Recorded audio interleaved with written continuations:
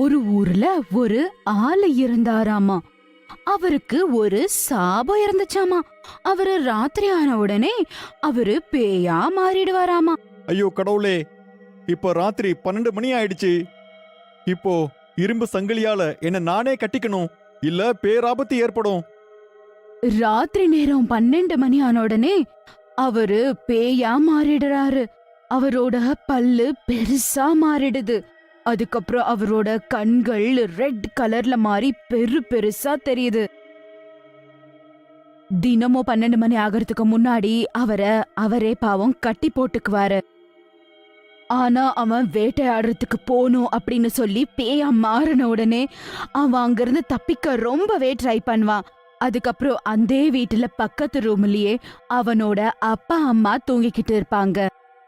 Share அவன் கத்தாம இருக்கணும் அப்படின்னு சொல்லி எவ்வளவோ ட்ரை பண்ணுவான். ஏன்னா அவன் கத்துறது பக்கத்து ரூம்ல அப்பா அம்மாக்கு கேட்க கூடாதுன்னு சொல்லி. இதே மாதிரி ஒரு ராத்திரி முழுசா கடந்து போகுது. மறுநாள் காலையில ஆன உடனே, அட ஷேரு, நீ கல்யாணம் பண்ணிக்கோடா, ஒரு நல்ல சம்பந்தம் ஒண்ணு வந்திருக்கு. அது மட்டும் இல்லாம உனக்கு கல்யாண வயசு வந்தாச்சு, நீ சீக்கிரம் கல்யாணம் பண்ணணும். அதனால நான் இன்னைக்கே உன் கல்யாணத்துக்கு சரின்னு சொல்லிடுறேன். கல்யாண பேச்சு கேட்ட உடனே பாவம் ஷேரு ரொம்பவே பயந்து போறாரு. ஆனா அவங்களோட அம்மா ரொம்பவே ஃபோர்ஸ்ஃபுல்லா அவனோட கல்யாணத்தை ஃபிக்ஸ் பண்ணிடுறாங்க. ஐயோ கடவுளே, இப்படி ஒரு பிரச்சனை இருக்கும்போது என்னால எப்படி கல்யாணம் பண்ணிக்க முடியும்? ராத்திரி ஆனா கண்டிப்பா அவ கூட தான் தூங்கி ஆகணும். அப்படின்னா கண்டிப்பா அவளுக்கு தெரிய வந்துரும் எனக்குள்ள இருக்கிற அந்த மிருகம் அவளை கொல்லவும் வாய்ப்பு இருக்கு. இப்ப என்ன பண்றது? நான் இந்த உண்மையை யார்கிட்டயாவது ஒருத்தங்கிட்ட சொல்லியே ஆகணும். ஒரு வேலை பண்ணலாம். நான் இந்த விஷயத்த சிவா கிட்ட சொல்லலாம்னு இருக்கேன். அப்புறம் அவன் போய் சிவாவை மீட் பண்றதுக்காக போறான். நண்பா சிவா, நான் உங்ககிட்ட ரொம்ப முக்கியமான ஒரு விஷயம் சொல்லணும். நான் ஒரு பயங்கரமான பேய் நண்பா. அப்புறம் நான் சூப்பர் ஸ்டார் ரஜினிகாந்த். அட நண்பா, என்னப்பா ஆச்சு? காலங்காத்தால விடிஞ்ச உடனே வந்து இந்த மாதிரிலாம் பேசிக்கிட்டு இருக்க? எனக்கு ஏற்கனவே தெரியும் நான் இதை சொன்னா நீ நம்ப மாட்ட அப்படின்னு. நண்பா, நான் சொல்றதெல்லாம் உண்மைதான். நான் ஒன்னும் சாதாரணமான மனுஷன் இல்ல. நான் பயங்கரமான பேய். ஒரு பயங்கரமான பேய் எனக்குள்ள இருக்கு. நான் நைட்டு 12 மணி ஆன உடனே ஒரு பேயா மாறிடுவேன். அட நண்பா, என்ன பேசிக்கிட்டு இருக்க? உனக்கு என்ன பைத்தியம் பிடிச்சிருச்சா? என்ன நீ புதுசா ஏதோ வித்தியாசமா பேசிக்கிட்டு இருக்க? சரி, ஓகே, நீ என்ன நம்பல அப்படிதானே? சரி, நீ நைட்டு 12 மணிக்கு என்னோட வீட்டுக்கு வா. அப்பதான் உனக்கு எல்லாமே புரிய வரும். அதுக்கப்புறம் அப்படின்னு சொல்லிட்டு அவன் அங்கிருந்து வீட்டுக்கு கிளம்பி போயிடுறான். அன்னைக்கு ராத்திரி 12 மணி ஆகிறதுக்கு முன்னாடியே ஷேரு சேர்ல உட்கார்ந்து அவனே கட்டி போட்டுக்கிறதுக்கு செயினால அவனோட கைகள் கால்கள் எல்லாத்தையும் கட்டி போட்டுக்கிறான். 12 மணி ஆக போகுது. ஆன உடனே அவன் மறுபடியும் பேயா மாறிடுறான். அப்புறம் கத்த ஆரம்பிக்கிறான். ஏய் ஷெரு, எப்பவும் இப்படியே பண்ணிக்கிட்டு இருக்க? ஒவ்வொரு ராத்திரி ஆன உடனே 12 மணி ஆகிறதுக்குள்ள என்ன செயினால கட்டி போட்டுற. அப்புறம் நான் இங்கேயே இருக்க வேண்டியதா போயிடுது. ஆனா ஞாபகம் வச்சுக்கோ, என்னைக்காவது ஒரு நாள் என்ன நீ மட்டும் கட்டி போடாம ஃப்ரீயா விட்டீனா இந்த முழு கிராமத்தையும் அழிச்சிடுவேன்.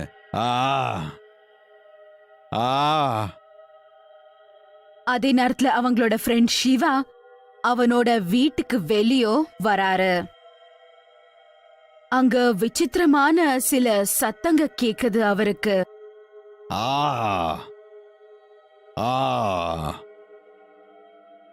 அப்புறம் அவன் அங்க திறந்து வச்சிருக்க ஜன்னல்ல போய் பாக்குறான். அவன் பார்த்தது அவனால நம்பவே முடியல. அவனுக்கு ரொம்பவே ஆச்சரியமா இருக்கு. அவனுக்கு எதிரில ஷேரு உட்கார்ந்திருப்பாரு. அவரு பாதி பேயா மாறி இருப்பாரு. ஐயோ, நான் சாக போறேன். இவன் உண்மையாவே பேயா மாறிட்டான். நண்பா ஷேரு, நீ இப்ப நல்லா தானே இருக்க? அப்ப சரி, அந்த நேரத்துல பேயி சிவாவை பாக்குது. அத பார்த்த உடனே அந்த பேயி ரொம்பவே கோவப்படுது.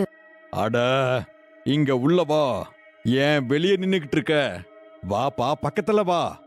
அப்ப ஷேரு அந்த பேய்கிட்ட இருந்து அவனை வெளிய கொண்டு வர்றதுக்கு கொஞ்சம் ட்ரை பண்றான். அட சிவா நண்பா, நீ முதல்ல வேகமா இங்க இருந்து ஓடி போயிடு. எனக்குள்ள இருக்கிற இந்த பேயை என்னால கட்டுப்படுத்தவே முடியாது. ஏய், எங்க போய்கிட்டு இருக்க? இரு, இங்க வா. நீ இங்க வரல, நான் உன்னை பின்தொடர்ந்து வருவேன். அப்புறம் உன்னை யாராலையும் காப்பாத்த முடியாது. ஆ ஆ ஐயோ, நான் சாக போறேன். ஓடுறா ஓடு, உன் உசுரை காப்பாத்திக்கணும்னா ஓடு. அவன் நிஜமாலுமே பேயா மாறிட்டான். ஐயோ கடவுளே, ஐயோ என்னடா ஒரே குழப்பமா இருக்கு. மறுநாள் ஆன உடனே ஷேரு அவனோட ஃப்ரெண்ட் ஆகிய ஷிவுவ மீட் பண்றதுக்காக அவங்க வீட்டுக்கு போறாரு. நண்பா சிவா, எங்கப்பா போயிட்ட? ஐயோ, நான் சாக போறேன். அந்த பேய் என் வீடு வரைக்கும் வந்துருச்சே. இப்ப என்ன பண்றது? எங்க ஒளியுறது? நண்பா, நீ பயப்படாதப்பா. அந்த பேய் இருக்குல்ல, அந்த பேய் நைட்டு 12 மணி ஆனா மட்டும்தான் வெளியே வரும். இந்த பகல் நேரத்துல நான் உன்னோட ஃப்ரெண்டு செருதான். இப்ப நீ என்ன பார்த்து பயப்பட வேண்டிய அவசியம் இல்ல நண்பா. அட நண்பா செரு, நீ என்னடா நைட்ல வேற லெவலா மாறி இருக்க. நீ முதல்ல சொல்லும்போது ஜோக் பண்றேன்னு நினைச்சேன். சிவா நண்பா, எனக்கு உதவி பண்ணு. நாளைக்கு எனக்கு கல்யாணம். எனக்கு மட்டும் கல்யாணம் ஆச்சுன்னு வையே, பெரிய பிரச்சனை ஆயிடும். நண்பா, உனக்கு கல்யாணம் ஆயிடுச்சுன்னா ஃபர்ஸ்ட் நைட்லயே உன் ஒய்ஃபை சாப்பிட்டுருவல்ல? உனக்கு என்ன பைத்தியமாடா? இந்த நிலைமையில மேரேஜ் பத்தி எல்லாம் கனவு கண்டிருக்க? நண்பா, எனக்கு கல்யாணத்துல விருப்பம் இல்ல. என் அம்மா ஃபோர்ஸ் பண்ணி ஃபிக்ஸ் பண்ணிட்டாங்க. இப்ப என்னால எதுவும் பண்ண முடியாம நின்னுகிட்டு இருக்கேன். அப்புறம் மறுநாள் ஷேருக்கு பிடிக்கலனா கூட அப்பா அம்மா ஃபோர்ஸ் பண்ணி அவருக்கு கல்யாணம் பண்ணிடுறாங்க. இப்ப அவருக்கு எதுவும் பண்ண முடியல. நண்பா சிவா, இப்ப நான் என்ன பண்றது? கடைசியில எனக்கு கல்யாணம் ஆயிடுச்சு. இன்னைக்கு ராத்திரி நான் ஒரு பேரழிவை உண்டாக்க போறேன். எனக்கு உதவி பண்ணு நண்பா. இப்ப நான் என்ன பண்றது? நண்பா, நேத்து நான் காட்டுக்கு போனேன். நான் ஒரு மந்திரவாதி கிட்ட பேசினேன். அவர்கிட்ட உன்னோட எல்லா பிரச்சனையும் நான் சொன்னேன். அவர் ஒரு மருந்து கொடுத்திருக்காரு. நீ இந்த மாத்திரையை நைட்டு 12 மணிக்கு சாப்பிடு. உனக்குள்ள இருக்கிற அந்த பேய் வெளியே வராது. நன்றி நண்பா. நைட்டு அந்த பேய் வரத்துக்குள்ள நான் அந்த மாத்திரையை சாப்பிட்டுறேன். ஆனா நண்பா, ஒருவேளை அந்த மாத்திரை வேலை செய்யலனா நான் என்ன பண்றது? இல்லனா என்ன, எல்லாமே நாசம்தான். நண்பா, நீ ஒரு விஷயம் பண்ணு. ஏன் ஒரு கையை மட்டும் ஒரு செயினால கட்டி போட்டுரு. ஒருவேளை அந்த மாத்திரை மட்டும் வேலை செய்யல அப்படின்னா அந்த பேயால எங்கேயும் வெளியே போக முடியாது. அப்புறம் ஷேரு அவனோட ஒரு கை மட்டும் கட்டி போட்டுக்கிறான். அதுக்கப்புறம் அவன் பெட் மேல நார்மலா இருக்க மாதிரி உட்கார்ந்துக்கிறான். கொஞ்ச நேரம் ஆன உடனே அவங்க மனைவி அவன்கிட்ட வராங்க. அத பார்த்த ஷேரு பயந்து போறான். அவனுக்கு என்ன பண்றதுன்னே தெரியல. அது மட்டும் இல்லாம அவங்க மனைவி பக்கத்துல வேற வந்து உட்கார்ந்துட்டாங்க. அவன் அப்பப்ப அந்த கிளாக் பக்கமா பாத்துக்கிட்டே இருக்கான். எனக்கு என்ன ஆச்சு? ஏன் உங்களுக்கு இவ்ளோ வேர்த்து இருக்கு? நீங்க நல்லதானே இருக்கீங்க? அது அது அது வந்து நான் நல்லா தான் இருக்கேன். அது நான் கொஞ்சம் டயர்டா இருக்கேன். மத்தபடி எல்லாம் ஓகே தான். ஆனா நீங்க அந்த கிளாக் பக்கம் எதுக்காக அத்தினி வாட்டி பாத்துக்கிட்டே இருக்கீங்க? யாராவது வரணும்னு நீங்க காத்திருக்கீங்களா? இல்ல இல்ல இல்ல இல்ல, இந்த ராத்திரியில யார் வரப்போறாங்கன்னு வெயிட் பண்ணிட்டு இருக்க போறேன். சுமன் ஷேருவோட கைய பிடிக்கிறாங்க. உடனே அவனுக்கு ரொம்பவே பயம் வந்துடுது. ஐயோ, அடியே செல்லம், நீ கொஞ்சம் தூரமா உட்கார்றியா? அட என்னங்க, நான் உன்னோட மனைவி. நான் எதுக்காக உங்ககிட்ட இருந்து தூரமா உட்காரணும்? கரெக்டா டைம் 12 மணி ஆகுது. ஐயோ கடவுளே, மாத்திரை வேற குடிச்சிருக்கிறேன். மாத்திரையே தயவு செஞ்சு வேலை செஞ்சிருப்பா. அட என்னங்க, மாத்திரை மாத்திரை மாத்திரைன்னு ஏதோ சொல்றீங்க. எந்த மாத்திரை பத்தி பேசிக்கிட்டு இருக்கீங்க? நீங்க நல்லா தானே இருக்கீங்க, சொல்லுங்க. அப்ப ஷேரு பேயா மாறிடுறான். அட சிவா, நாசமா போனவனே, எனக்கு என்ன மாத்திரடா கொடுத்துருக்க? இந்த மாத்திரை வேலை செய்யவே இல்லையே. சுமன், இங்க இருந்து வேகமா ஓடி போயிரு. எனக்கு என்னாச்சு? பேரழிவு நடக்கிறதுக்கு முன்னாடி இங்க இருந்து ஓடி போயிரு. அப்பா அவன் அந்த பயங்கரமான பேயா மாறிடுறான்.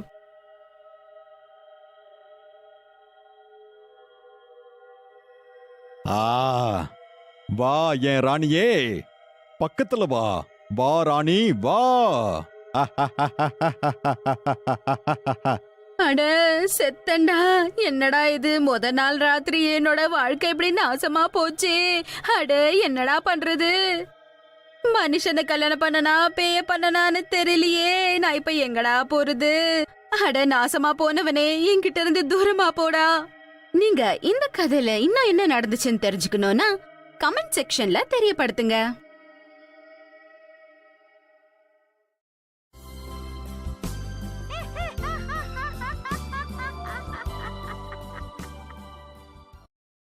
ஷேரு அவனுக்கு கல்யாணம் ஆன அந்த ராத்திரியே அவன் பேயாக மாறிடுறான்.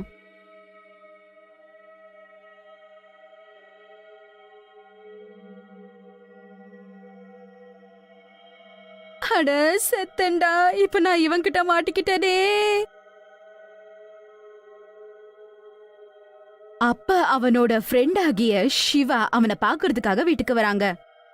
அண்ணி இங்க பாருங்க, இங்க இங்க நான் இருக்கேன், சீக்கிரம் ஜன்னல் வழியா வெளியே வந்துருங்க. அதுக்கப்புறம் சுமன் சீக்கிரம் ஓடி போறாங்க. அங்கிருந்து தப்பிச்சு அவ எப்படியோ வெளிய வந்துடுறா.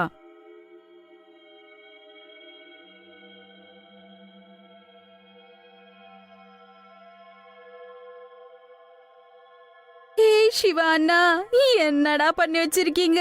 என்னடா இதெல்லாம்? நான் என்னடா பண்றது? ஆமா அண்ணி, இந்த விஷயம் எனக்கு ஏற்கனவே தெரியும். சேருவோட உடம்புக்குள்ள ஒரு பேய் இருக்கு. அடேங்கப்பா, எதுக்குடா இதுக்கு முன்னாடி சொல்லல? சொல்லுடா சொல்லுடா. அண்ணி பயப்படாதீங்க, காலையில ஆயிடுச்சுன்னா அவன் வழக்கம் போல சரியாயிடுவான். நாம காலையில வரைக்கும் காத்திருக்கணும். ஆ ஆ ஆ ஏய் சிவா, எங்கடா ஒளிஞ்சிட்டு இருக்க? அவ என் மனைவிடா. நீ என்னடா பண்ணிட்டு இருக்க? நீ அவ கூட என்னடா பண்ணிட்டு இருக்க? ஆ ஆ இதே மாதிரி தான் அன்னைக்கு ராத்திரி எல்லாமே கடந்து போகுது. அதுக்கப்புறம் காலையில கூட ஆயிடுது. அதுக்கப்புறம் சுமன் பயந்துகிட்டே அவளோட ரூமுக்குள்ள மெதுவா நடந்து போறா. ஷேரு தூங்கிக்கிட்டு இருப்பாரு. என்னங்க என்னங்க கேளுங்க. என்னங்க நீங்க நீங்க நல்லாதான் இருக்கீங்கல்ல? அப்பதான் ஷேரு தூக்கத்துல இருந்து எழுந்துக்கிறான். அந்த நேரத்துல அவன் நல்லாதான் இருப்பான். சுமன், நீ நல்லா தானே இருக்க? நேத்து நைட்டு நான் ஏதாவது தப்பு பண்ணிட்டேனா என்ன? சுமன், தயவு செஞ்சு என்ன மன்னிச்சிரு. எனக்கு தெரியும், கல்யாணத்துக்கு முன்னாடியே எனக்கு இருக்கிற இந்த பிரச்சனைய உன்கிட்ட சொல்லியிருக்கணும். என்ன மன்னிச்சிரு. இந்த உண்மைய யார்கிட்டயும் சொல்லிராத. நான் உன்கிட்ட கெஞ்சி கேட்டுக்கிறேன். பாருங்க, என்னதான் ஆனாலும் நீங்க இப்ப என்னோட கணவர். நீங்க கஷ்டத்துல இருக்கும் போது நான் உங்களை விட்டுட்டு போக மாட்டேன்.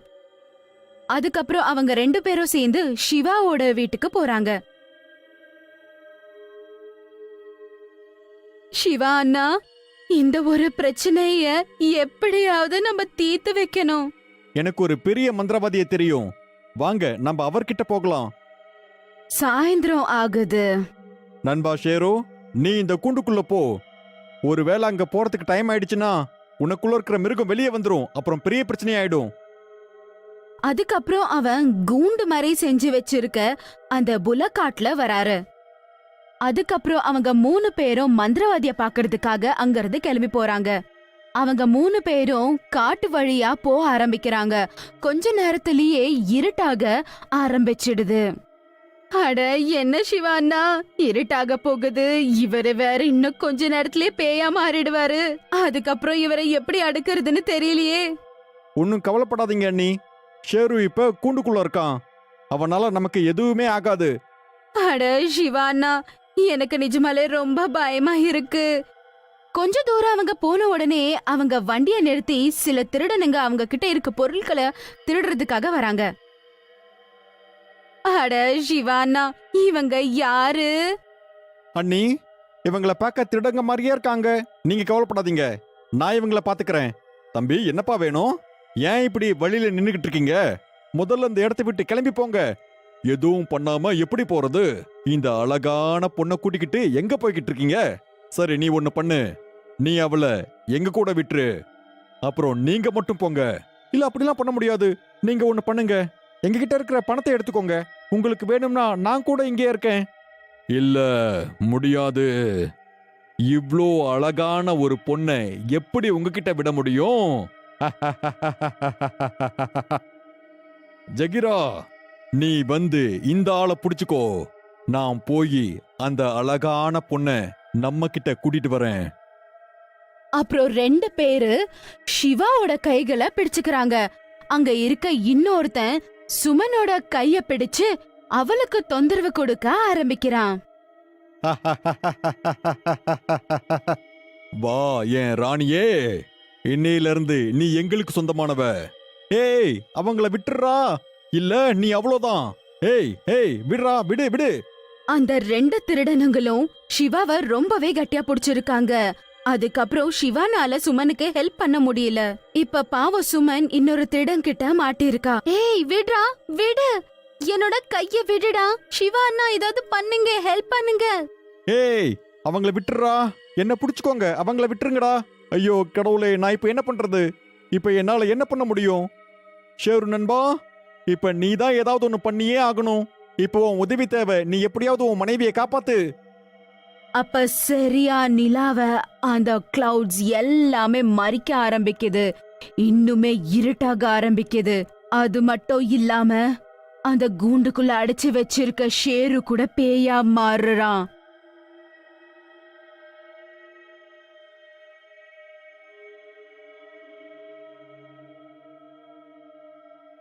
அதுக்கப்புறம் அவன் ரொம்பவே கோவத்துல கத்த ஆரம்பிக்கிறான்.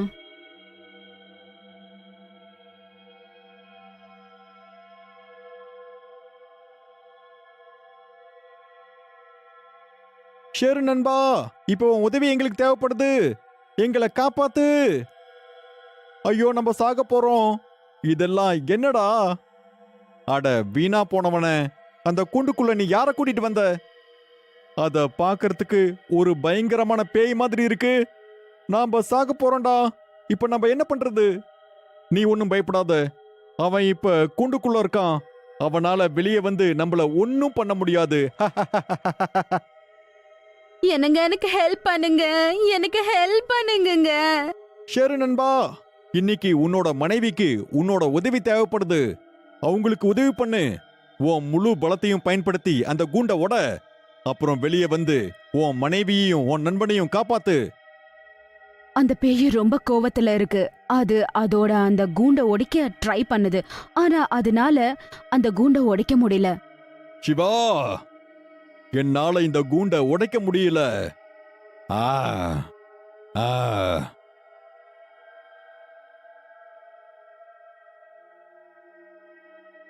ஐயோ கடவுளே, எங்களுக்கு உதவி பண்ணுங்க. நண்பா ஷேரு, அனுமன் நாமத்தை உச்சரி. அவர் கண்டிப்பா உன்னை காப்பாத்துவாரு. ஏய் பைத்தியக்காரனே, நான் என்ன சாகணுமா? நான் அவரோட நாமத்தை உச்சரிச்சா நான் அப்படியே எரிஞ்சு போயிருவேன். இல்ல நண்பா, நீ பயப்படாத. நீ இப்போ ஒரு நல்ல காரியத்தை பண்ண போற. கண்டிப்பா அவர் உனக்கு உதவிதான் பண்ணுவாரு. ஏய் மகாபலி, ஏய் ஷரு சக்திமான், எனக்கு உதவி பண்ணுங்க. நான் இப்ப ரொம்ப கேவலமானவன் கிட்ட இருந்து ஒரு பொண்ணை காப்பாத்தி ஆகணும். ஏய் மகாபலி அனுமான், எனக்கு உதவி பண்ணுங்க. ஆ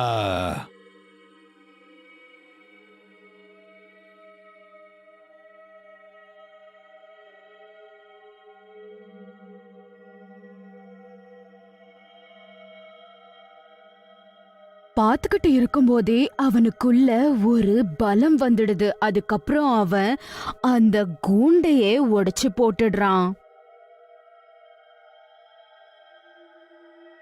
ஐயோ கடவுளே, அந்த பேய் கூண்டை விட்டு வெளியே வந்துருச்சு. இனிமே நம்ம யாரையும் அது உயிரோடையே விடாது. ஏய் ஓடுங்கடா, ஓடுங்க. ஓடி போய் உங்க உயிரை காப்பாத்திக்கோங்க. அதுக்கப்புறம் அந்த 3 திருடனுங்களும் அந்த பேய பார்த்த உடனே பயந்து அங்கிருந்து ஓடி போயிடுறானுங்க. மிருக நண்பா, எங்களை மறந்துடாத. நான் உன்னோட நண்பன் தான். அப்புறம் இது உன்னோட மனைவி. தயவு செஞ்சு எங்களை எதுவும் பண்ணிராத. என்னங்க, நீங்க பஜ்ரங்க பலின்னு சொல்லுங்க. அப்ப அந்த கடவுளே வந்து உங்களை காப்பாத்துவாரு. ஏய் மகாபலி அனுமான், நான் உங்ககிட்ட சரணடைஞ்சிடுறேன். சத்தமா சொல்லுங்க, மகாபலி ஹனுமானுக்கு ஜெய். ஜெய் பஜ்ரங்க பலி, ஜெய் பஜ்ரங்க பலி. அதுக்கப்புறம் ஷேரு அந்த ஹனுமானோட மந்திரத்தை சொல்ல ஆரம்பிக்கிறான். அந்த மந்திரத்தை அவன் சொல்ல சொல்ல அவன் ஒரு நார்மலான மனிதனாக மாற ஆரம்பிக்கிறான். அவனோட பேயுடல் மாயமாயி போயிடுது. பிரமாதம். நண்பா, நீ நல்லாயிட்டடா. ஹே. உங்களுக்கு இந்த கதை பிடிச்சிருந்தா கண்டிப்பா எங்களுக்கு ஒரு லைக் பண்ணுங்க. தேங்க்ஸ் ஃபார் வாட்சிங்.